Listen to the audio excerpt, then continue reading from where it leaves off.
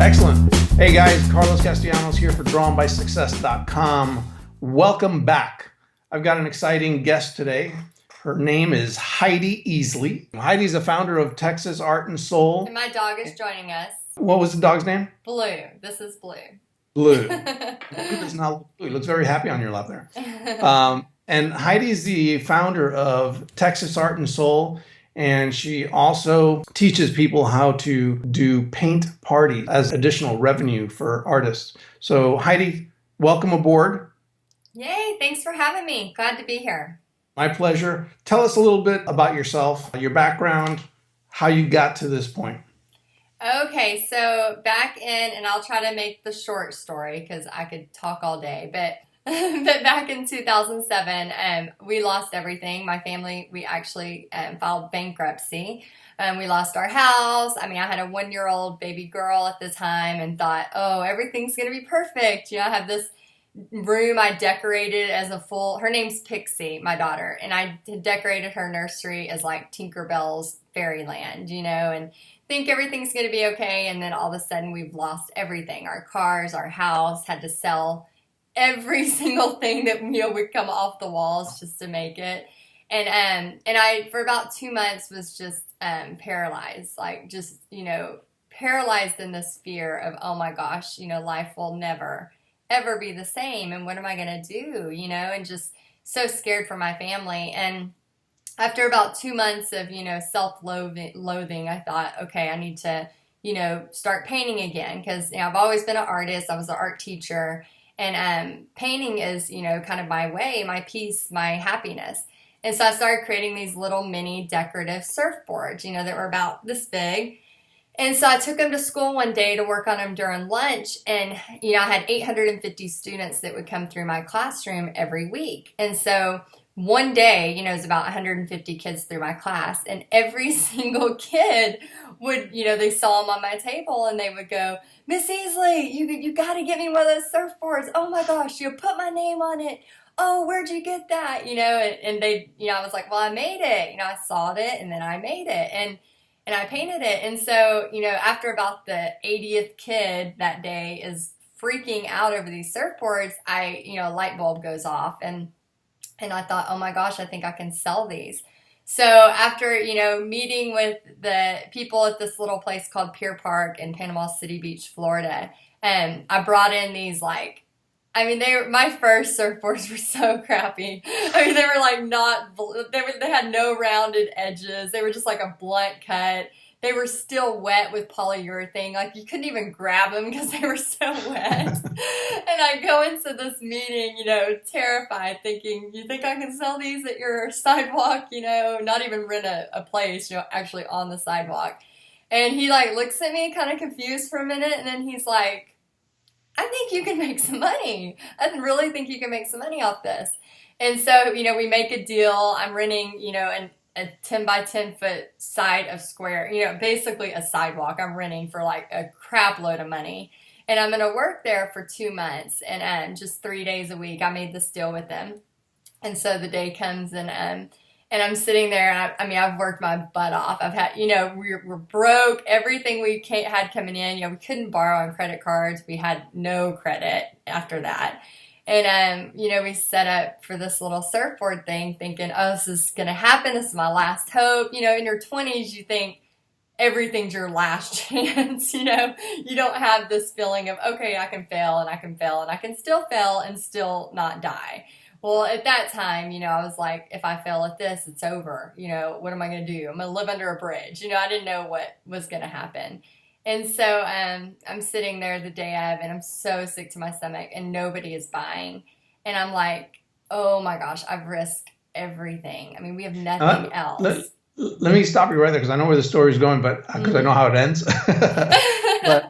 but let me ask you a question because I think it's really important. It's like you lost everything, and now you're doing something that there's no guaranteed return on. You can go to a 9-to-5 job and make an hourly wage. That's guaranteed. Right.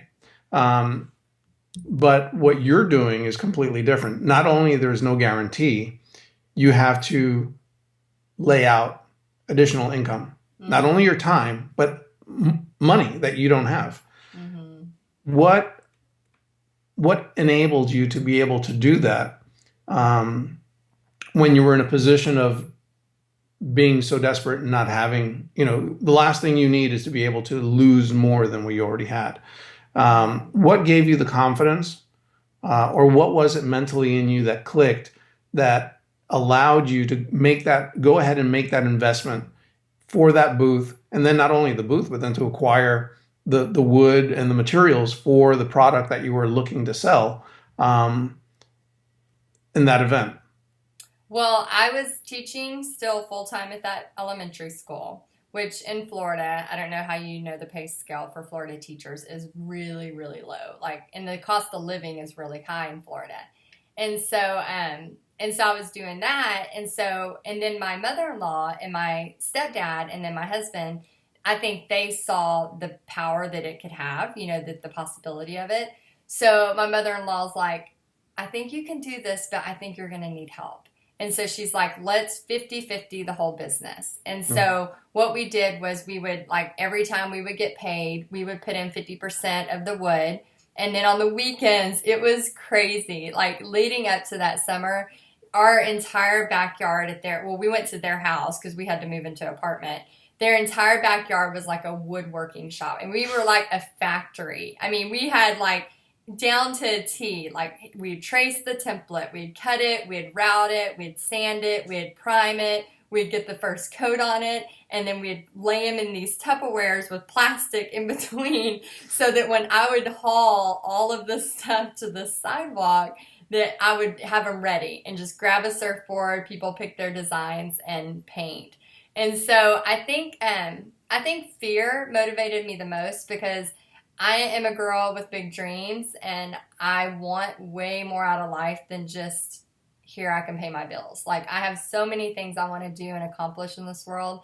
And so I think that the biggest motivationer was, I know teaching only allows me this much. I can look when I'm at year 25 what I'm going to be making, and I wasn't okay with that. And yes, it's a great profession and some people are totally fine with that. But, my husband had just gotten laid off. He's not the one making, tons and tons of money, and I think sometimes it totally varies in family situations. If you have a husband who's making a ton of money and a steady income, which you can't even count on that these days, So you can't ever put your eggs, in one basket and say, oh, I know my husband's always going to make the money. I feel like I have these big dreams and I'm always going to try to make it happen. So yeah, I think it was fear. Okay, so having your mother-in-law come to you and say, okay, well, you're not going to be able to do this alone. You'll need help. Mm-hmm. Did that give you extra confidence that take some of the pressure off to be able to go ahead and pursue this then? Yeah, it gave me some confidence, but honestly, I didn't get the serious confidence I need that has brought me through everything else until that day when I sat on that sidewalk and nobody was showing up. And then I ended up going to Buffalo Wild Wings to have some drinks because I'm like, I failed again. What's my next step?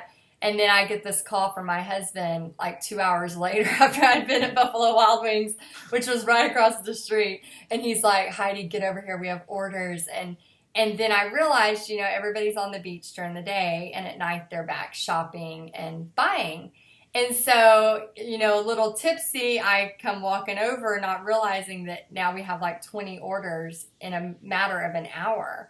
And that moment, it has totally defined my life from now on. I've never, ever been in a situation like that has boosted my confidence so much. And over those 2 months, we sold over 1,000 surfboards. I learned how to paint fast, like sometimes 60 boards a night. I was painting as fast as I could. I'd stay up until 2 or 3 in the morning finishing orders. And it just, that gave me the confidence. That's why I still am an entrepreneur. That's why I drive so hard, is because I know I can always change my family's situation if I want to do it. Wow, that's phenomenal. The thing is that so many people would have given up before attempting that. Yeah. And I think that's where a lot of people don't understand when they're themselves are faced with a hard situation, they don't realize how close they are to getting to that level, because they think that their situation is different and that they need to, you know, that they can't do it, and they don't find the courage to go that extra step. And you did, and it paid off. And from my experience, that's usually what's required. It's just that courage to persist and that belief to try one more time, because that could be the changing, the pivotal point. So yes, I'm glad you shared that story, because I think it's going to resonate with a lot of people. A lot of people find themselves in the same situation, especially nowadays, with jobs and even as a freelancer or business owner, things change rapidly. So you need to be able to move and adjust, and be able to have that courage of conviction to be able to pursue something, in order to try to, accomplish that payoff. So that was, when did that happen? What year was it when that happened? I think 2008. I think that's when that part happened. All right. So how long are you still doing that? No, we moved back to Texas. I grew up in Texas, and then we moved to Florida for about 10 years. And then I realized, even with the great money I was making doing surfboards at such, it was 12 to 15-hour days. But it was only 3 days a week, which was good. But you could only do it during the tourist season. So I realized, even with my teaching income there, plus all my extra money working summers, I would make just the starting of teaching in Texas. And so we decided to move back closer to some of our family here. And then, of course, my entrepreneurial spirit can't stop. So one day I was teaching, thinking, oh, this will be fine. I'll just be a teacher, and, just kind of calm down for a little while. And God knows that's not my personality, because, one day a teacher comes up to me and she's like, hey, do you think you could teach my church group how to paint step by step a certain thing? And well, I had done that in Florida a few times too. And so I had a picture of me and 20 people all holding our paintings that I had taught at my classroom at the time. And so I grabbed the picture and I was like, is this what you mean? And she's like, yes, can you do that? And I'm like, yeah, I've done it several times before. And so we set a date, and so they just kept picking up. And so, because having lost everything, I wasn't going to just go, oh, this is working, let me quit my full-time job and do it. I waited, I guess, 4 years. I wanted to make sure that I could supplement my income enough, because I like to eat. My family likes to eat. And I don't want to be in a position where we can't eat. So I took a long time, doing parties, working full-time teaching, doing parties on the weekends, making really great income, never having to worry about money because it was always there. And then finally I talked to my husband and I was like, I think I've built it up enough. I can teach part-time, which is what I do now. I teach just a couple days a week just to be involved in my daughter's school. And then, plus I love being around kids still, it's kind of what helps fire me, And so, so I teach a couple nights a week or a couple days a week, and then the rest of the time is my full-time business. So it's just been a transition. But, I'm one of those people, I don't say, oh, you think you're good at something, just quit everything and try to go for it. I truly feel, you have to be smart about it. I mean, it's not fun going bankrupt and losing everything and being totally broke that you can't buy groceries. So I feel like there's a way to build a business and do it a smart way, and not just, put your family at risk. Right. Now, it sounds like your primary motivation for this, and I know this for artsy fartsy people, it kind of rubs them the wrong way because they hate talking about this, but this is what we do on Drawn by Success. It sounds like the main motivation for you initially was money. You needed income. Oh yeah, I will always say my main motivation, especially when I started doing my paint parties, was for extra money. And then it's crazy how God works, because time and time again, I don't go up to people and say, hey, how has this class healed you? I've never ever asked that question to people. And what I found happens over the past several years is people come up to me or they write me emails and they're like, yeah, I've never painted before, and since your class, it's really helped me learn how to accept myself more. It's, helped me through. And I could talk for days on how many stories of people that come up to me and talk about that. And so I feel like my whole life is kind of being led in a different way. Yes, I'm teaching parties that are fun. Yes, you can drink wine at them, you can have a good time, but they're more than that. It's bringing people to a place where they might take it to another level. A lot of my customers now have little parties at their house, and now it's even gone further to where I'm teaching people how to throw their own art parties because I see the benefit of the healing aspect of it. And I think it's important that we put down our cell phones and we connect and do things that are, crafty, that we make. And I see how much that has really helped my customers. So it's gone from, yes, I wanted to make extra money to pay my bills and to do vacations and stuff like that, to now it's a deeper meaning. Right. Yeah. And that's what I think people need to realize is that once you get on the path, there's nothing wrong with starting something for money. Because we, unfortunately, just the way it is, we all need money to survive. Right. So it's not about being a sellout or anything else, because I hear that a lot. I get a lot of emails about, my focus on money, and it's not about money. It's just that if you can make money, and if you can make more money than what you're currently making, doing the same amount of work, why not? And it's all about developing that value and really tapping into how you serve a bigger and a deeper purpose through your work, right? So it's not just about the money. It doesn't just become a little part-time gig. Now it becomes, through the process, you realize that you're fulfilling a lot of needs that people have. And through that, it creates opportunity for yourself, which is nothing wrong with that. That's what it's all about. So in these workshops that you do, are they adult and children's, and do you have your own space, or do you rent out a space as you need it? Or do you do it out of your own home? How do you structure that? The cool thing about the way I teach people to throw art parties is I don't have my own space. I live in a really small house, which most of it is covered by my art by my art business, my poor husband. But the way I teach it is you go out, you go to big churches, you go to country clubs, and you find places that have the space, and then you do your parties there. And what you were talking about with, people, saying you're being a sellout or you're being this, it's an exchange of service. You wouldn't go to Sonic and expect them just to give you a free corn dog, because it's good for the world. It's an exchange of service. And it's the same thing. When I first started charging, I was charging way too little. I was charging people $25 to come to my events.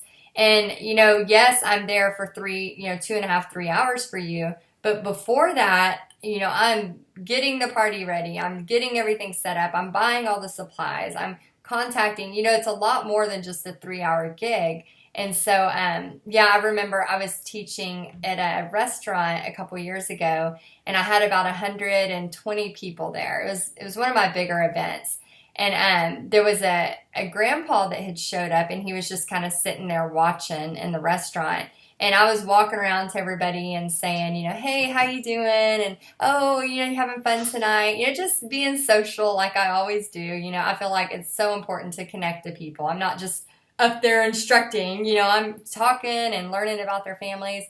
And he looked at me and he goes, well, whoever's doing this is full of crap or something like that. And I was like, what? What do you mean? And he's like, I can't believe people are paying somebody. And I guess he didn't realize I was the person.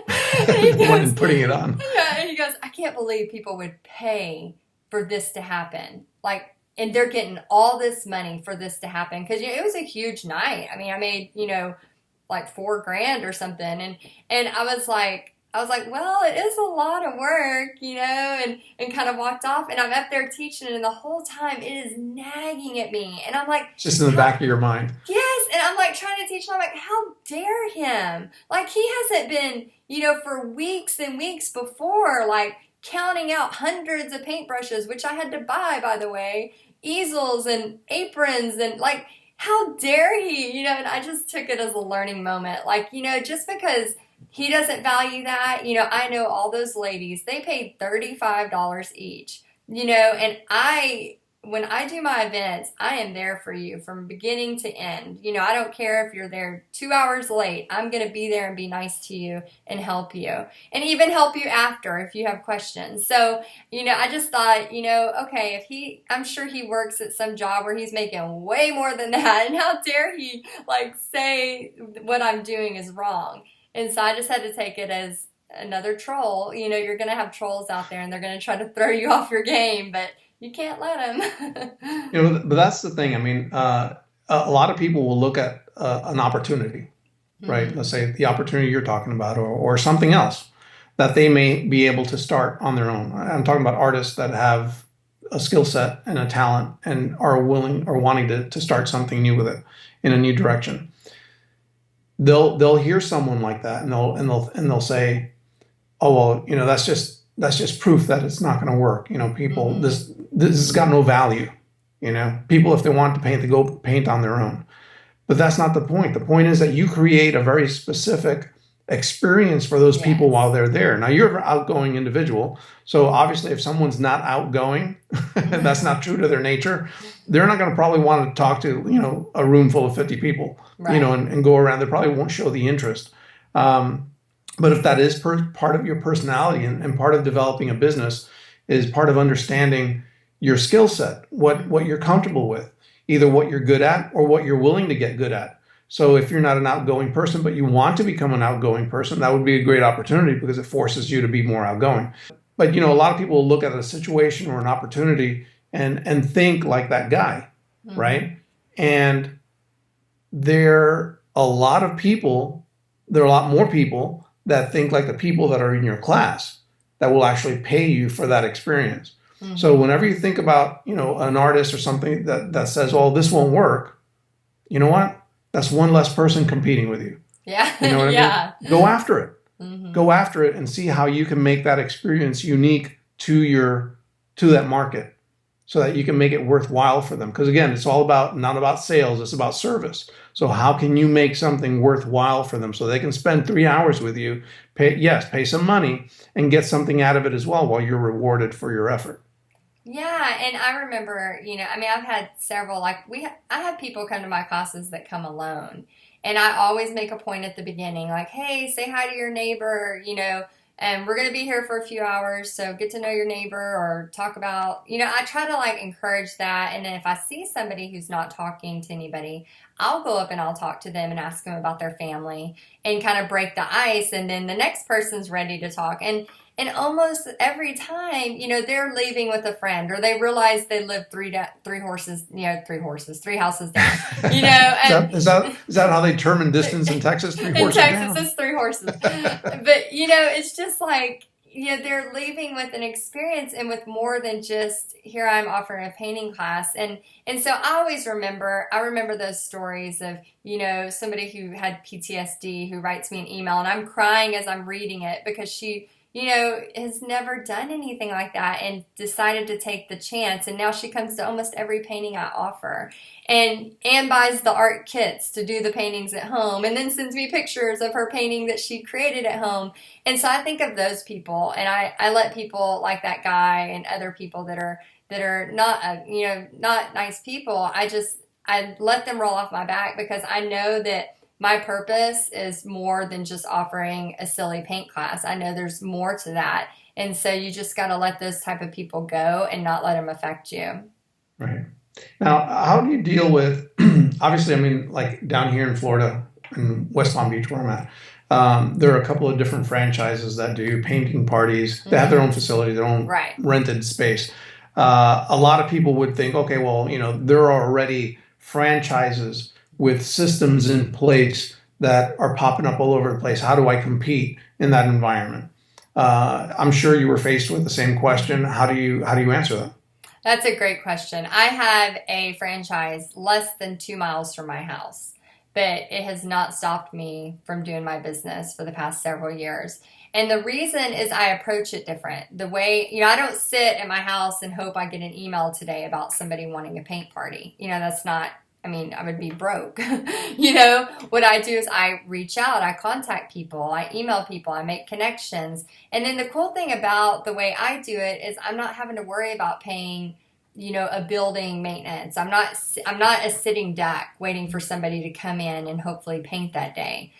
So when I book a party, it's in motion, there's people coming and I have it set up to where I know, if this party's happening, I know how many people to expect. So the way I teach it, and that's how I teach it in my virtual boot camp too, is I teach people everything from how to send the email to get a response. You know, there's a way you can send an email and not get a response, and there's a way you can send an email and get a response. And I teach them how to call the person and how to get a response. You know, if you're blabbing on the phone and you don't even know what you're selling, they're not going to buy. Right. So I teach everything from that, you know, just those simple little tweaks that make you connect. And the coolest thing about what I found is as I do a painting party for a person, you know, and I always bring my A game. You know, I do it the same way every time. I bring 150%.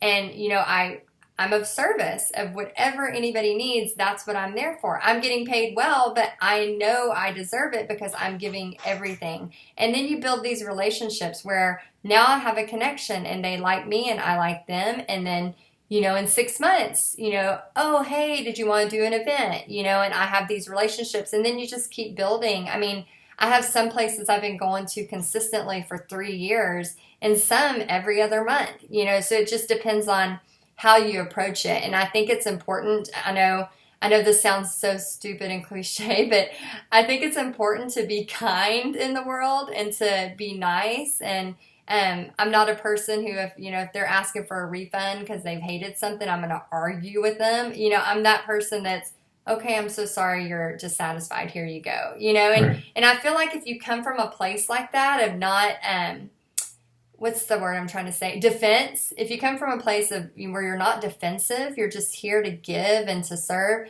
then I feel like, you know, people are just attracted to you more and your business goes well because of that. Right. I agree. That's a big one. Yeah. A lot of people would probably tend to get defensive, even like when that older gentleman says something to you. You know, some people would like immediately just like jump in their face and want to start defending themselves. You know, and then meanwhile everybody else is watching, and now you've ruined the experience for everybody.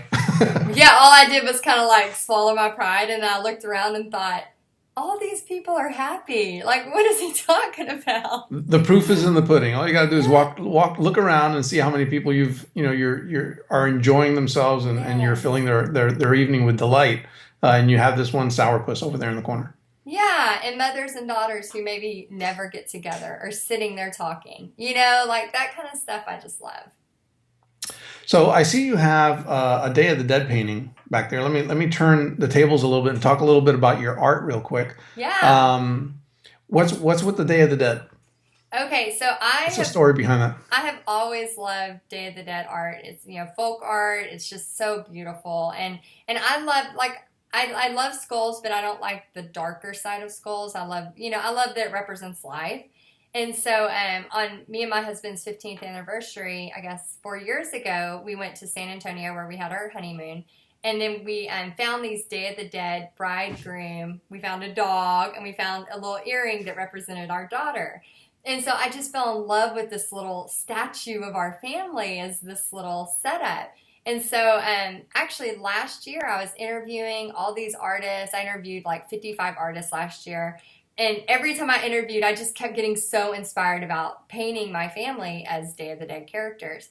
And so finally, you know, I'm in the midst of interviewing all these people, and I'm like, I'm going to do it. I'm just going to do it. And so I just started painting us, and I had so much fun. And so I started posting like, hey, look at my family. You know, I finally did a painting I've been wanting to do for years. And I got tons of feedback on it. And so I started offering them as, you know, hey, I'll paint your family. And so I guess I got one in the summer. Last summer, I got a big one somebody paid me for. And then around fall, I started like putting them, you know, hey, I'm going to do smaller ones for a certain amount. And I got so many orders. And it just, another light bulb moment, kind of like the surfboard, was like, maybe people want these, you know?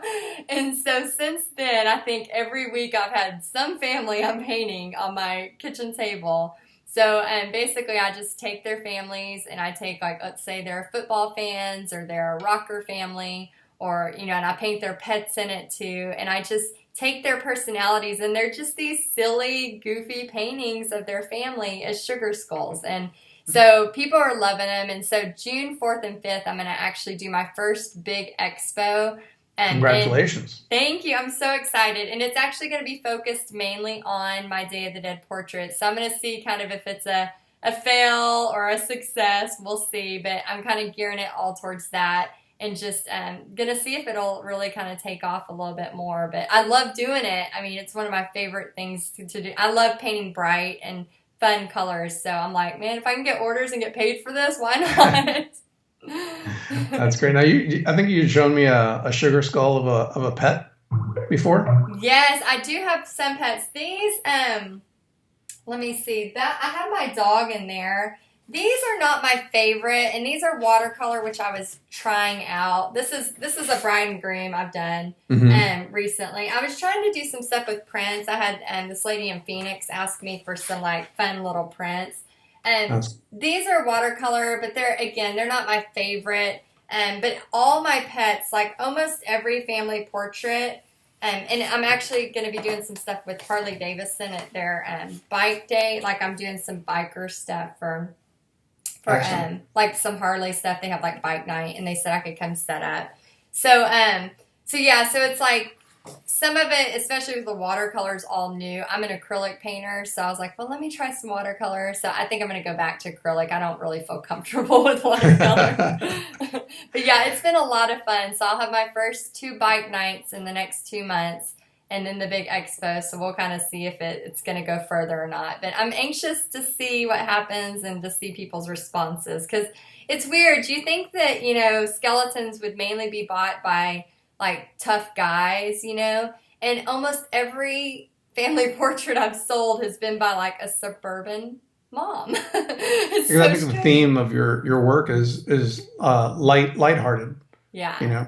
So yeah, I mean, so it's great that you found like a little niche, and it's all about. I think we had talked about this before.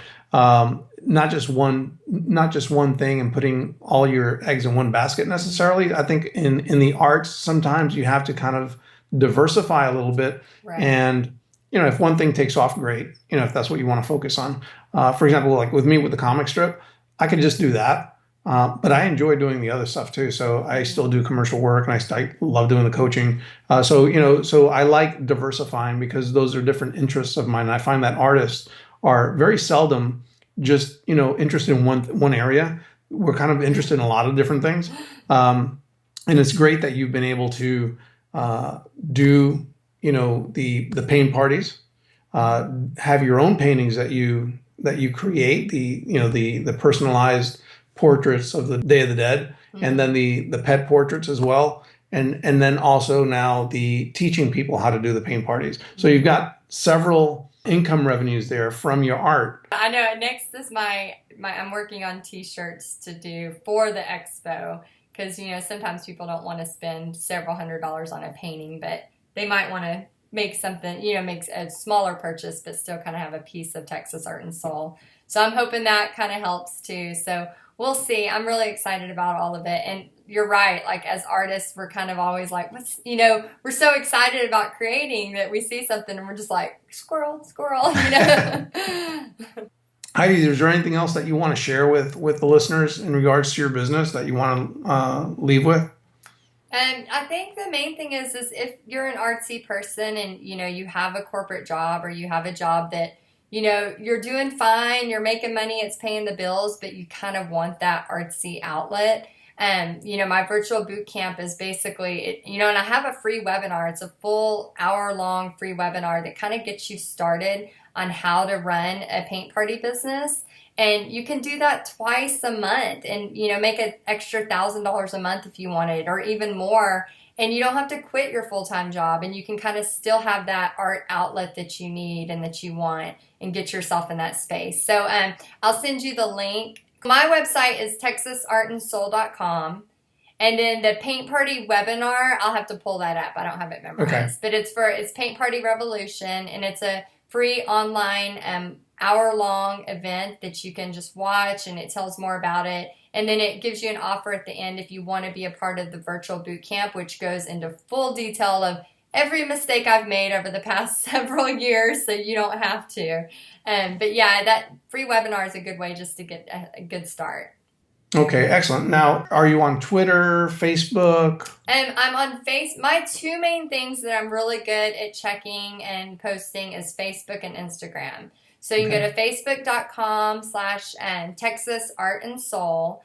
And then Instagram is just Texas Art and Soul. And then, of course, my website is texasartandsoul.com. And I'm really good about answering emails. So if you send me an email either through my website or just to heidi.easley@yahoo.com, and just let me know what you're interested in, and I'd be more than happy to help. So, but you also have an interview series coming up. You got a lot of interesting people in there. Including you, yes. That launches May 9th, and thanks for bringing that up. It's totally free. It launches May 9th. If you go to texasartandsoul.com, you can actually get a free gift, a Paint Your Pet Project free gift PDF, but it'll also put you on my newsletter that will tell you, I tell everybody, when to sign up for that. And it's basically around 20 days. Every single day, there's a new artist from all over the world that will tell you different information on how art heals. And then also, if you check my YouTube or my Vimeo channels, I have about 55 to 60 artists that I've already interviewed last year. Everybody from Margaret Keane from Keen Eyes to Akiana Krameric, the famous Jesus painter, to Danny Gregory. Lots of really, really big names in the art world. And you can see their interviews, and they're all available right now. And why did you choose Art Heals as the focus? And, a lot of my interview series were more about like the creating of art and things like that. And the more I teach painting parties, and the more at the end of a painting party, somebody comes up to me and tells me a story. Like this lady the other day, she was upset at her painting, and she kind of kept walking off, and she'd come back. And at the end of class, I kept trying to encourage her. And at the end of class, she came and met me in the back, and she like had tears in her eyes, and she's like, "I'm sorry, I got frustrated. It's just, I lost my husband several years ago, and then I stopped painting. And then, I remarried, and I lost him 10 years later, and then I just never picked up painting, and I almost didn't even sign up for this class, but I love painting so much." And she's just explaining how, her painting today had helped her, and she knows she's going to continue in it, and she knows she needs it in her life. And so as I've got tears in my eyes and she's got tears in her eyes, I have so many stories like that it would take, 5 hours to share all the times I've had people come up to me. And I just feel like, God's calling me more towards the healing part of art. And so many people need it, even if they're not artists. I'm telling you, people who have never painted before, just go out. I don't even care if you're going to the competitors. Go to Painting with a Twist. I don't care. Just get out and have some fun and see if it's something that can kind of trigger something in you. So that's been my main focus, especially this year, is just trying to spread the word that art heals. So that's why that interview series is on that. Excellent. Heidi, thanks for taking the time to be with us today. I really appreciate your story, and we'll get those links in the description because I want everybody to go check out what you've got going on. I think Heidi is a perfect example of someone taking something, a skill set that they already have, and really monetizing it, and there's nothing wrong with that. Thank you for that, and thank you for being on. Really, really appreciate it. Thank you so much. I really appreciate it, Carlos. Excellent. Thanks, guys. Thanks for joining us again. This is Carlos Castellanos from DrawnBySuccess.com. If you haven't signed up for the newsletter or our website, subscribe at DrawnBySuccess.com. We'll send you some great information on how to move your business forward and become the successful freelancer you deserve to be. And that's it. We'll see you next time. Thanks.